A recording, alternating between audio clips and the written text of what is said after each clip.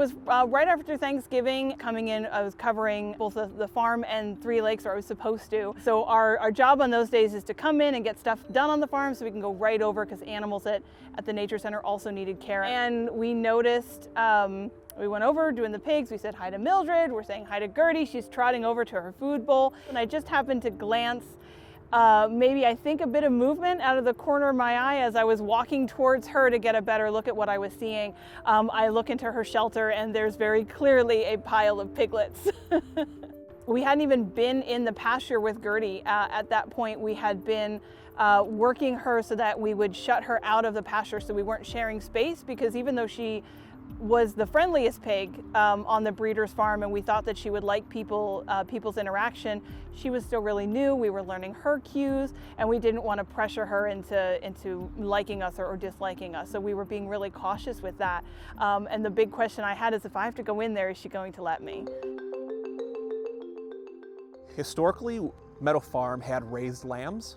But besides that, we focused on, caring for young animals, adults, geriatric animals as well. Very fortunately, we had just hired on Jen, who is an experienced animal rehab specialist. So we had a staff member on site who really knew the details of taking in newborns that were going to need a lot of attention in terms of the nutrients they would need, the best way to get to them, and just creating a plan of how to care for them moving forward. In total, we found ourselves with 8 piglets to care for. We did find 1 stillborn, unfortunately, but that is to be expected, especially with a first-time mom. Out of those surviving 8, there was a really small one, the runt of the litter, that had to be separated because he was having a really hard time managing his own temperature and could not stand it all on his own. The baby pigs were about the size of a potato, maybe even a little smaller, especially for the runt. And they felt very delicate. We did have to handle them.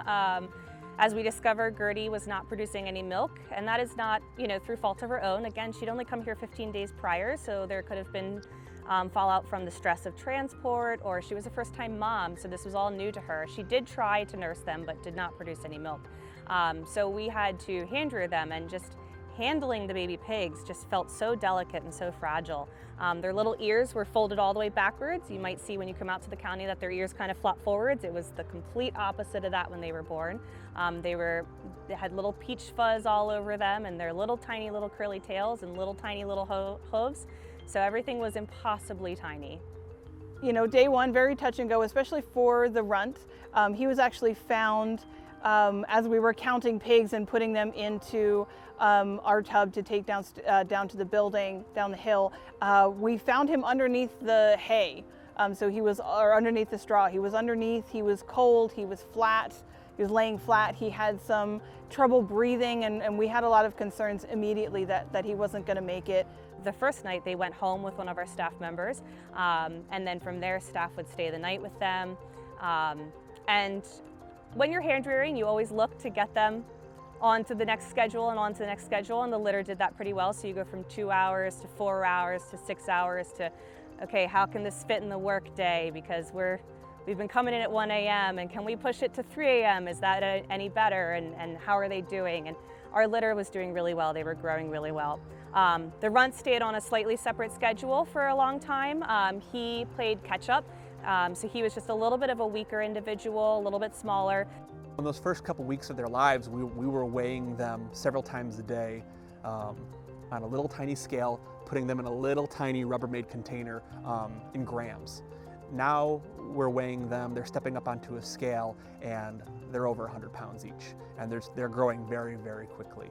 So once the piglets were large enough that they didn't require supplemental heat anymore, we weren't keeping like a heating lamp on them even during the evening time. We knew that they needed to go to a pasture. We wanted them outdoors with lots of space to explore and run around. We also knew we had 8 very quickly growing piglets that would eventually be over 100 pounds each. So the conversation came up, where would these pigs spend their lives?